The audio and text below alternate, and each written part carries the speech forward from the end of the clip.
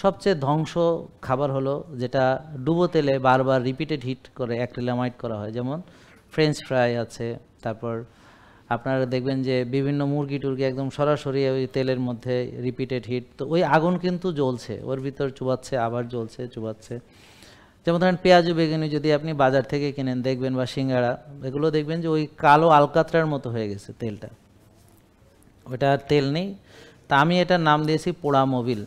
আর scientifical এটার name হচ্ছে acrylamide, এটার নাম হচ্ছে অ্যাক্রিলামাইড। রিপিটেড হিটের মাধ্যমে যে ভয়ঙ্কর কেমিক্যাল অ্যাক্রিলামাইড, যে বিষ তৈরি হয়, এই বিষটার নাম হচ্ছে অ্যাক্রিলামাইড। এইটা আপনারা রেগুলার খাচ্ছেন, এটা রিঅ্যাক্টিভ অক্সিজেন স্পেসিস অথবা অক্সিডাইজড কোলেস্টেরল তৈরির জন্য এটা রেসপন্সিবল, বডিতে প্রদাহ তৈরি করার জন্য রেসপন্সিবল, এবং এইটাই হচ্ছে রক্তনালী ব্লক করার একটা ফান্ডামেন্টাল মূল রিজন, এবং পরবর্তীতে হার্ট অ্যাটাক হওয়ার জন্য এইটা দায়ী। এটা কিন্তু আপনি ভেবেন না যে একটা পেঁয়াজু বেগুনি খেয়ে আপনি রোগী হবেন, তা না। এটা ধরেন দীর্ঘদিন ধরে আপনার যে খাদ্যাভ্যাস, সেটা একটা সময় গিয়ে আপনাকে একটা হার্ট অ্যাটাক দিবে। কারো হার্ট অ্যাটাক হতে 30 বছর সময় লাগবে, কারো 40, কারো 50 বছর, কারো 55 বছর, 60 বছর।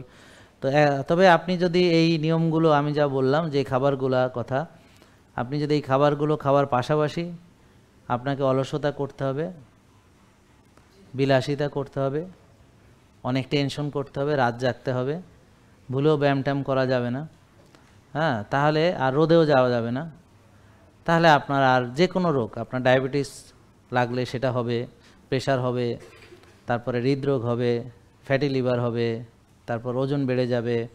আপনি যে যে রোগ চান আপনার সব রোগই আপনি পেয়ে যাবেন। শুধু একটু ধৈর্য ধরতে হবে, কারণ এগুলো সময় লাগে। এটা মানে ধরেন অনিয়ম করার সাথে সাথে রোগগুলো হবে না। জেকে লাইফস্টাইল, ওষুধ মুক্ত সুস্থ জীবন।